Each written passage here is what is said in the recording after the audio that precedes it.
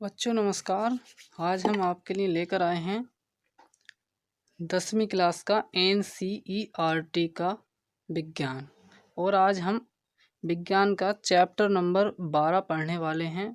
Chapter number 12 है हमारा विद्युत, जिसको हम इंग्लिश में इलेक्ट्रिक या इलेक्ट्रिसिटी कहते हैं। तो फ्रेंड्स, आज हम आपको बताने वाले हैं कि विद्युत क्या होता है और विद्युत किस प्रकार बनाई जाती है। तो चलिए फ्रेंड्स, हम अपने चैप्टर को शुरू करते हैं। देखिए बच्चों, सबसे पहले ये जानना जरूरी है कि विद्युत क्या है। विद्युत के बारे में जानते हैं। विद्युत का आधुनिक समाज में एक महत्वपूर्ण स्थान है। यह घरों, विद्यालयों, अस्पतालों, उद्योगों तथा ऐसे ही अन्य संस्थानों के विविध उपयोगों के लिए एक नियंत्रित कर सकने योग्य और सुविधाजनक ऊर्जा का रूप है। वह क्या है जिससे विद्युत बनती है, किसी विद्युत परिपथ में यह कैसे प्रभावित होती है, वह कौन से कारक हैं जो किसी विद्युत परिपथ की विद्युत धारा को नियंत्रित और नियमित करते हैं। इस अध्याय में हम इस प्रकार के प्रश्नों के उत्तर देने का प्रयास करेंगे। हम विद्युत धारा के ऊष्म प्रभाव और उसके अनुप्रयोगों पर चर्चा करेंगे। चलिए पहले नंबर का पॉइंट्स पढ़ते हैं फ्रेंड्स। विद्युत धारा और परिपथ। हम वायु धारा तथा जल धारा से परिचित हैं। हम जानते हैं कि बहते हुए जल से नदियों में जल धारा बनती है। इसी प्रकार यदि विद्युत आवेश किसी चालक में से प्रवाहित होता है, उदाहरण के लिए किसी धातु के तार में से, तब हम कह सकते हैं कि चालक में विद्युत धारा है। अब फ्रेंड्स, एक बात जान लेते हैं यहाँ पर आपको कि चालक क्या होता है। चालक क्या होता है, चालक की बात कर लेते हैं 1 मिनट के लिए यहाँ पर। देखिए फ्रेंड्स, ऐसी धातुएं जो अपने अंदर से विद्युत करंट को प्रवाहित होने देती हैं उन्हें चालक कहते हैं, और जो धातुएं अपने अंदर से विद्युत करंट को प्रवाहित नहीं होने देती हैं उनको अचालक कहते हैं। अचालक में फ्रेंड्स जैसे आता हमारा लकड़ी, शीशा, कपड़ा आदि। और हमारा चालक में आता है फ्रेंड्स, चालक में आता है हमारा जैसे चांदी। चांदी हमारा सबसे अच्छा चालक होता है। उसके बाद हमारा तांबा, जिसको हम इंग्लिश में कॉपर कहते हैं। उसके बाद हम लोहा है, एल्यूमिनियम है। इस प्रकार की जो धातुएं होती हैं ये चालक कहलाती हैं। हम जानते हैं कि किसी टॉर्च में सेल अथवा बैटरी जब उचित क्रम में रखे जाते हैं, टॉर्च बल्ब को दीप्ति के लिए आवेश का प्रवाह अथवा विद्युत धारा प्रदान करते हैं। हमने यह भी देखा है कि टॉर्च तभी प्रकाश देती है जब उसके स्विच को ऑन करते हैं। स्विच क्या कार्य करता है? स्विच सेल तथा बल्ब के बीच चालक संबंध जोड़ता है। किसी विद्युत धारा के सतत तथा बंद परिपथ को विद्युत परिपथ कहते हैं। अब यदि परिपथ कहीं से टूट जाए अथवा टॉर्च के स्विच को ऑफ कर दें तो विद्युत धारा का प्रवाह समाप्त हो जाता है, तब बल्ब दीप्ति नहीं करता है। हम विद्युत धारा को कैसे व्यक्त करें? विद्युत धारा को एकांक समय में किसी विशेष क्षेत्र से प्रभावित आवेश के परिमाण द्वारा व्यक्त किया जाता है। दूसरे शब्दों में विद्युत आवेश के प्रवाह की दर को विद्युत धारा कहते हैं। विद्युत आवेश के प्रवाह की दर को विद्युत धारा कहते हैं। बच्चों, ये एक परिभाषा है विद्युत धारा की। उन परिपथों में जिनमें धातु के तार उपयोग होते हैं, आवेशों के प्रवाह की रचना इलेक्ट्रॉन करते हैं। तथापि जिस समय विद्युत की परिघटना का सर्वप्रथम प्रेक्षण किया गया था, इलेक्ट्रॉनों के बारे में कोई जानकारी नहीं थी। अतः विद्युत धारा को धनावेशों का प्रवाह माना गया है तथा धनावेश के प्रवाह की दिशा को ही विद्युत धारा की दिशा माना गया। परिपाटी के अनुसार किसी विद्युत परिपथ में इलेक्ट्रॉनों जो ऋणावेश हैं कि प्रवाह की दिशा के विपरीत दिशा को विद्युत धारा की दिशा माना जाता है। देखिए यहाँ पर इलेक्ट्रॉनों की बात की गई है। जो हमारे इलेक्ट्रॉन, प्रोटॉन और न्यूट्रॉन होते हैं, ये हमारे नाभिक के अंतर्गत जो पाए जाते हैं, ये हमें आप पढ़ने को मिलेगा केमिस्ट्री में, जो हमारा पहला दूसरा चैप्टर है, उसमें स्टूडेंट्स आप पढ़ सकते हैं। अब बात करते हैं विद्युत धारा का क्या मात्रक है। यदि किसी चालक की किसी भी अनुप्रस्थ काट से समय t में नेट आवेश Q प्रभावित होता है, तब अनुप्रस्थ काट से प्रभावित विद्युत धारा I को इस प्रकार व्यक्त करते हैं।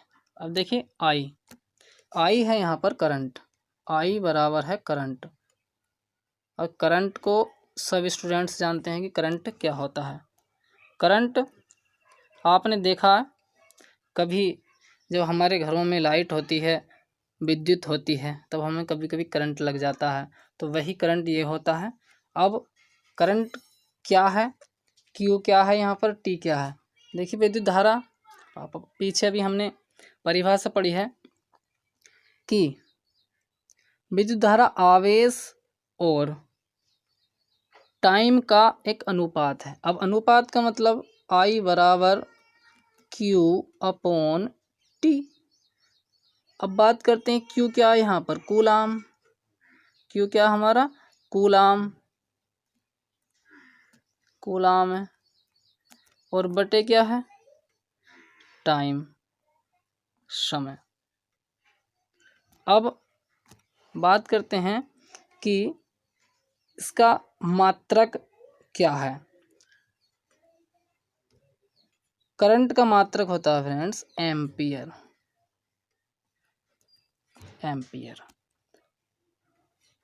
चलिए नेक्स्ट आगे चलते हैं।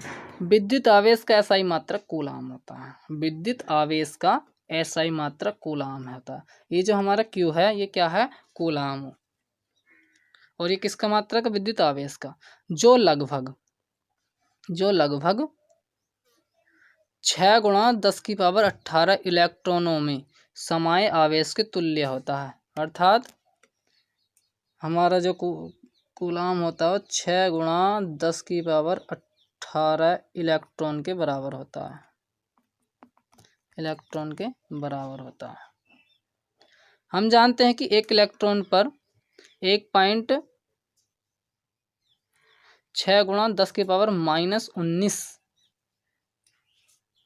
कूलाम आवेश होता है। देखिए जो हमारे इलेक्ट्रॉन्स होते हैं वह ऋणात्मक होते हैं,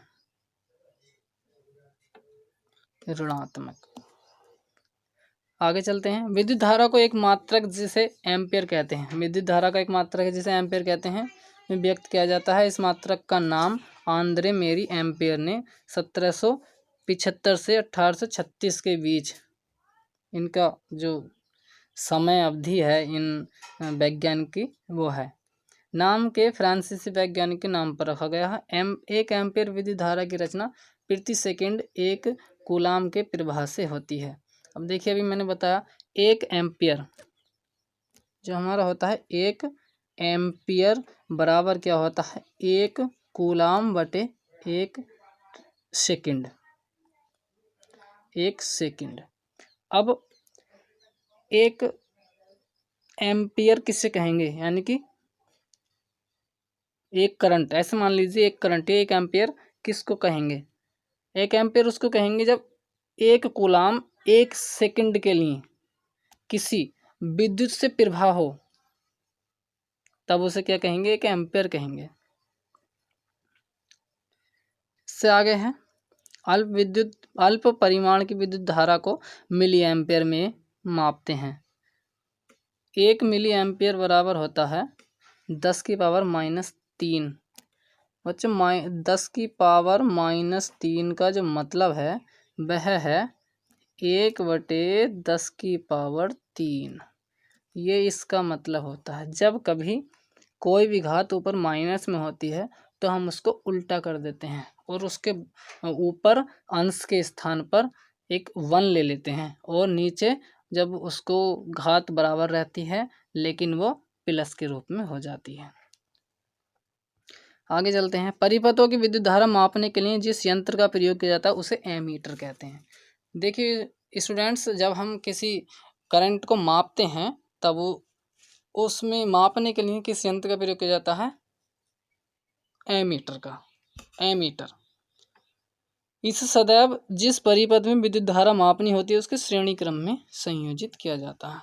देखिए बच्चों, श्रेणी क्रम और समांतर क्रम, ये दो हमारे क्रम होते हैं जो विद्युत के प्रवाह में काम करते हैं। जैसे बात करते हैं हम कि हमारे घरों में आ जाता है क्वेश्चन, घरों में विद्युत धारा किस क्रम में लगी होती है?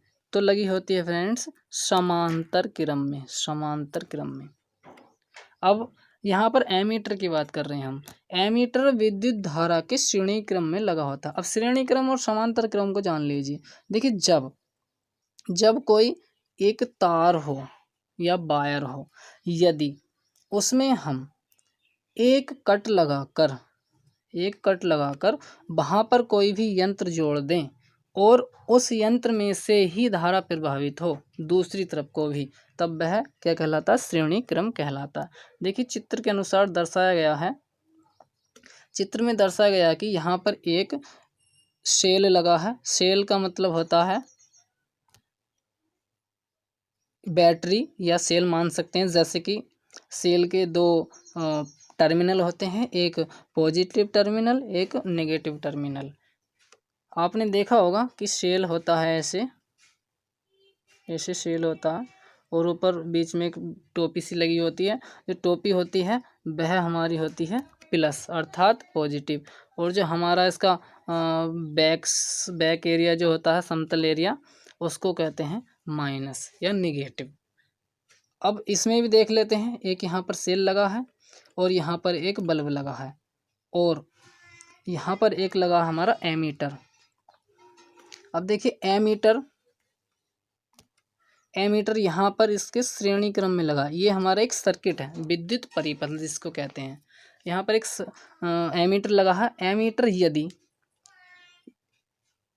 देखिए, यहाँ से विद्युत धारा आ रही है, यहाँ से विद्युत धारा आ रही है, आई विद्युत धारा शो कर रहा, यहाँ से यहाँ तक गई और यहाँ से यहाँ तक, और एमीटर के अंदर से प्रभावित होकर फिर वापस उसी जगह पर आ गई है। यदि जब किसी भी यंत्र के या किसी भी बल्ब के या कोई भी हमारा इंस्ट्रूमेंट हो सकता है, उसके अंदर से विद्युत धारा प्रभावित होकर दूसरी तरफ को जाती है, तब वह श्रेणी क्रम कहलाता है। इंग्लिश में इसको सीरीज कहते हैं, सीरीज। अब बात करते हैं समांतर क्रम की। यदि समांतर क्रम कैसे कहते हैं? देखिए, समांतर क्रम, अब यहाँ पर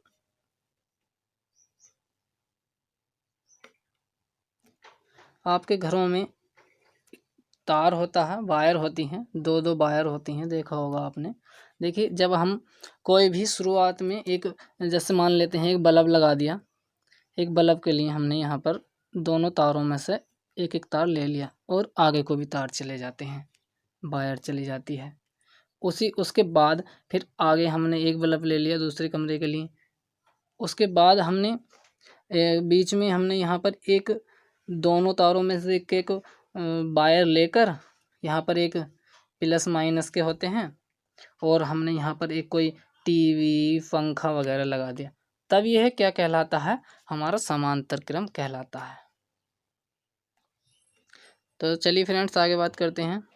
देखिए, चित्र 12.1 में सब ये दर्शाया गया जो मैंने अभी बताया है। अब एक क्वेश्चन और कर लेते हैं। क्वेश्चन है हमारा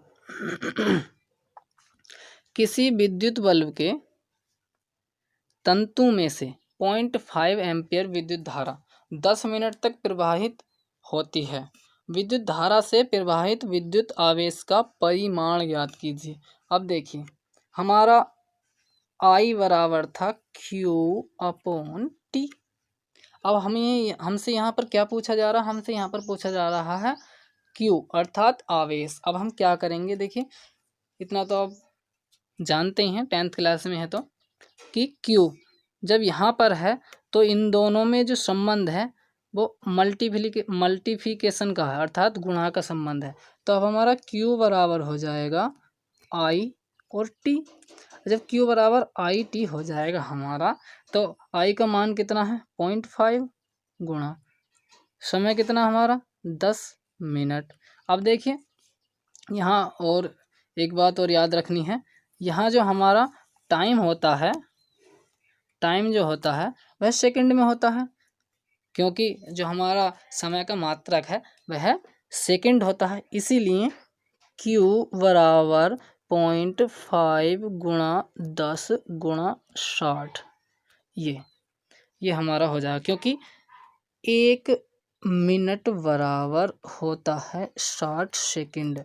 अब हमने 1 मिनट के स्थान पर 60 सेकंड की वैल्यू रखनी है, तो 0.5 गुणा 10 गुणा 60 कर लेंगे, क्योंकि 1 मिनट बराबर है 60 सेकंड के। अब देखिए 0.5, अब इन तीनों की गुणा करेंगे, गुणा कर लेंगे 5, ये तो हो जाएगा 60 और 6 पंजे 30, 3000 आ जाता है ये इस प्रकार। लेकिन हमें क्या ध्यान रखना है, याद रखना है कि यहाँ पर जो हमारा पॉइंट है वो एक संख्या के बाद है, तो यहाँ पर हम एक पॉइंट लगा देंगे, तब हमारा क्या आ जाएगा यहाँ पर हमारा 300 कूलाम। 300 कूलाम। देखिए आज का हमारा ये एक